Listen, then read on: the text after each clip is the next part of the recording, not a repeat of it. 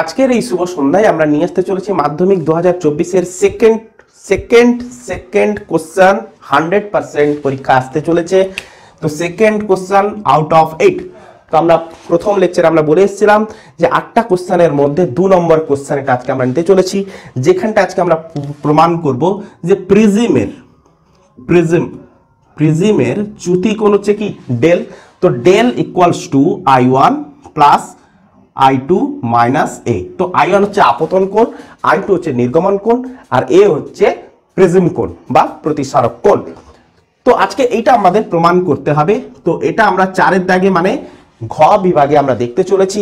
তো কত মার্কের আসবে? 3 মার্কের আসবে, 100% আসার চান্স। তো মাধ্যমিক পরীক্ষায় যতগুলো সেট তৈরি হয়, মাধ্যমিক পরীক্ষায় কোশ্চেন সিলেকশনের জন্য যতগুলো সেট প্রত্যেক টিচার বোর্ডে পাঠায়, তো ওই সকল সেটগুলোর মধ্যে টিচারদের কাছ থেকে কালেকশন করা যে সেট কোশ্চেনের মধ্যে এটা 1 নম্বর কোশ্চেন। তো সেকেন্ড কোশ্চেন আমি বলতে চলেছি, ফার্স্ট কোশ্চেন অলরেডি বলে দিয়েছি, তো তোমরা একবার চেক করে দেখে নাও। তো আজকে আমরা যেটা ডিসকাস করব যে প্রিজমের চ্যুতি কোণ কিভাবে আমরা নির্ণয় করব। তো প্রিজমের চ্যুতি কোণ নির্ণয় খুব দ্রুত হারে দেখাবো, 10 মিনিটের একটা লেকচার হবে, একদম পরিষ্কার মাথার মধ্যে প্রবেশ করবে। তো এই হচ্ছে আমাদের একটা প্রিজম। তো এটা হচ্ছে আমরা কিনেছি একটা প্রিজমের প্রধান ছেদ নিয়েছি, এটা একটা প্রিজম। মনে করবে ইম্পর্টেন্ট কি এগুলো, যে আমরা কিনেছি প্রিজমের প্রধান ছেদ। দেখো এই সকল টার্মগুলো যদি না লেখো তাহলে কিন্তু পরীক্ষায় নাম্বার কাটা যাবে, কিন্তু যেহেতু মাধ্যমিক বেস্ট দেওয়া হয়, কিছুটা মানে সেলফ করা হয়, তো আমি বলতে চাইবো যে প্রত্যেকটা টার্ম কিন্তু লেখো। তো আমি একটা নিলাম একটা A B C প্রিজম। তো এই প্রিজমের একটি তলে, এটা একটা প্রতিসারক তল, এটা একটা প্রতিসারক তল, এটা হচ্ছে আমাদের ভূমি। এটা হচ্ছে ভূমিটা কেমন হয়ে থাকে? ঘষা হয়ে থাকে। তো যে কোনো একটা তলের উপরে আলোকরশ্মি এসে আপতিত হয়েছে। তো এই আলোকরশ্মি যখন আপতিত হয়, তো আপতিত হওয়ার সাথে সাথে এখানটা একটা কি বানায়? আপতন বিন্দু বানায়। তো আপতন বিন্দু থেকে আমি একটা অভিলম্ব বানাবো, আগে কি বানাবো? অভিলম্ব। তো এই আমাদের অভিলম্ব বানানো শেষ হলো। তাহলে অভিলম্বের সাথে আপতিত রশ্মি যে কোণটা করবে সেই কোণটাকে আমরা বলবো আপতন কোণ। তো আলোক রশ্মি এটা হচ্ছে আমাদের লঘু মাধ্যম, এটা হচ্ছে আমাদের ঘন মাধ্যম। তো লঘু মাধ্যম থেকে ঘন মাধ্যমে আলোক রশ্মি প্রবেশ করলে কি হয় না, লঘু থেকে ঘনতে আলোক রশ্মি প্রবেশ করলে তো অভিলম্বের দিকে ঝুঁকে আসে, অভিলম্বের দিকে কি হয়? ঝুঁকে যায়। ক্লিয়ার? অভিলম্বের দিকে ঝুঁকে যায়। তো এই ছিল, যদি প্রিজমটা না থাকতো এই রশ্মিটা কিভাবে যেত না, এই রশ্মিটা এরকম করে সোজা পথে নির্গত হতো, কারোর কোনো আপত্তি না। তো এখন কি হয়েছে? এটা হচ্ছে অভিলম্ব। তো অভিলম্বের দিকে কি হয়েছে না, ঝুঁকে গেছে। তো অভিলম্বের দিকে ঝুঁকে কি হয়েছে? প্রবেশ করেছে। তো অভিলম্বের সাথে যে কোণটা করবে সেটা হচ্ছে কি না, প্রতিসরণ কোণ। আমি মানলাম R1। তাহলে এইখানে সাথে সাথে আমরা একটু কপি করে যাই যে এটা যদি I1 হয় তাহলে এই টোটালটা I1, যেহেতু বিপ্রতিপ কোণ, তাহলে এই কোণটা কত হবে? এটা R1 হয়ে থাকলে এটা হচ্ছে I1 মাইনাস R1। এতটুকু ক্লিয়ার করা হয়ে গেল। এবারে দেখো এই আলোক রশ্মি পুনরায় কোথায় এসে পড়বে? দ্বিতীয় তলে, মানে এসি তলে এসে আপতিত হবে। তো এসি তলে এসে আপতিত হলো, এসি তলে এসে আপতিত হলো। তাহলে এসি তলে আপতিত হলে এটা হচ্ছে আপতন বিন্দু। তাহলে এই আপতন বিন্দু থেকে আমি আবার কি বানাবো? অভিলম্ব বানাবো। তাহলে অভিলম্ব বানিয়ে নিলাম। এই আপতন বিন্দু থেকে আমি কি করলাম? অভিলম্ব বানিয়ে নিলাম। অভিলম্ব অলওয়েজ এই তলের রেসপেক্টে কি হবে? পারপেন্ডিকুলার হবে।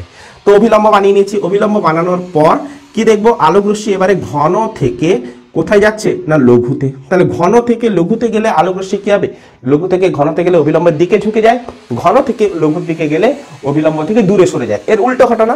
তাহলে এবারে আলোক রশ্মি যদি এই তলটা না থাকতো, আলোক রশ্মি এরকম করে যেত তো, কিন্তু তলটা থাকার জন্য আলোক রশ্মি এই অভিলম্ব থেকে কি হবে? দূরে সরে যাবে। তাহলে এই পাশ যাবে কি? যাবে না। এই পাশ যাবে না। তাহলে অভিলম্বের সাথে যে কোণটা বানাবে সেটাকে আমরা কি বলবো? নির্গমন কোণ। নির্গমন কোণ। তাহলে এই নির্গমন কোণটাকে আমরা কি নাম দিলাম? I2। এই নির্গমন কোণটাকে আমরা কি নাম দিলাম না, I2।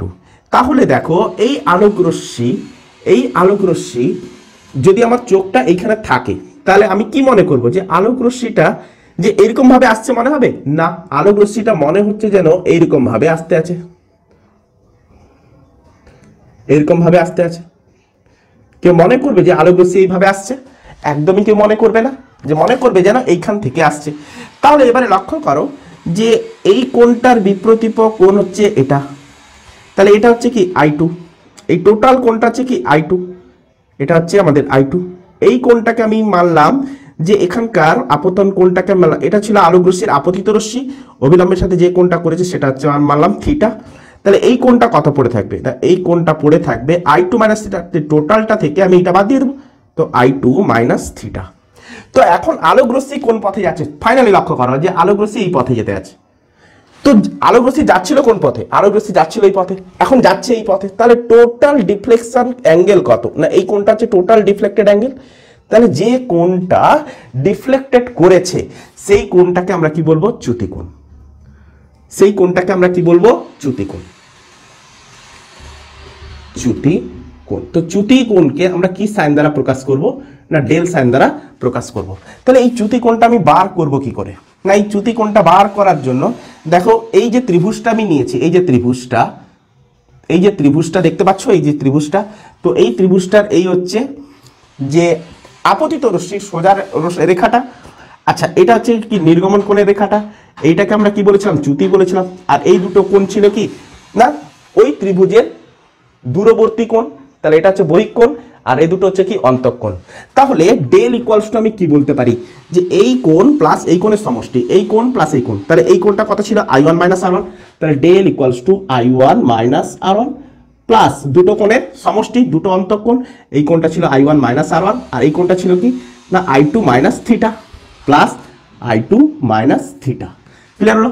তাহলে I1 plus I2 minus R1 plus theta লিখতে পারি। এতটুকু অঙ্কটা আমাদের জানা আছে। তো আমাদের চ্যুতিকোণ আমাদের অলরেডি বেরিয়ে এসছে। তো আপতন কোণ, নির্গমন কোণ, আপতন কোণ, নির্গমন কোণ, R1 প্লাস থিটা, R1 হচ্ছে কি, R1 আর থিটা হচ্ছে কি এদের ইন্টারনাল ঘটনা। তো ইন্টারনাল কোণগুলোকে আমি রিপ্লেস করাবো। তো ইন্টারনাল কোণগুলোকে রিপ্লেস করিয়ে আমি প্রতিসারক কোণ, যেটা এই কোণ, এই কোণ, এই প্রতিসারক করে নিয়ে আসতে চাই। তো তার জন্য আমাকে কিছু ক্রাইটেরিয়া করতে হবে। তো কি করব, তো আমি ফার্স্টে নিলাম যে ফার্স্টে আমি কি করলাম, নাম দিয়ে দিলাম DE, এখানে নাম দিলাম F, এটাকে নাম দিলাম G, এটা H, এটা হচ্ছে I, আর এটা হচ্ছে J, এটা হচ্ছে K, এটা হচ্ছে L। ক্লিয়ার হচ্ছে? আচ্ছা এবারে আমি এই চতুর্ভুজটা নিলাম AEHF। তাহলে কোন চতুর্ভুজটা নিয়েছি, না চতুর্ভুজ AEHF। এই চতুর্ভুজের কত কোণ হয়ে থাকে, চারটা কোণের সমষ্টি 360। তাহলে কি কি কোণ রয়েছে, AEH লিখে নাও, AEH plus EHF plus EHF plus HFA plus FAE plus FAE, চারটা কোণ লিখলাম।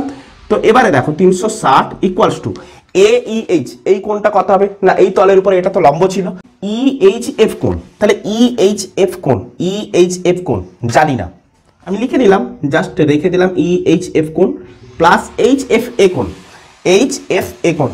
দেখো এই কোণটাও 90 হবে, কেন না এসির রেসপেক্টে JH এটা হচ্ছে কি পারপেন্ডিকুলার, এটা হচ্ছে কি পারপেন্ডিকুলার, তার মানে এই কোণটা কত হচ্ছে 90। তাহলে এই কোণটা হচ্ছে কত 90 প্লাস FAE কোণ, এটা হচ্ছে কি কোণ, না প্রতিসারক কোণ, তাকে আমরা A দ্বারা ডিনোট করব, A কোণ দ্বারা আমরা ডিনোট করলাম। তাহলে এবারে 90 ক্যান্সেল হয়ে পাশে কত হয়ে গেল, 180 হয়ে গেল। তাহলে কত পেলাম, EHF কোণ প্লাস A কোণ।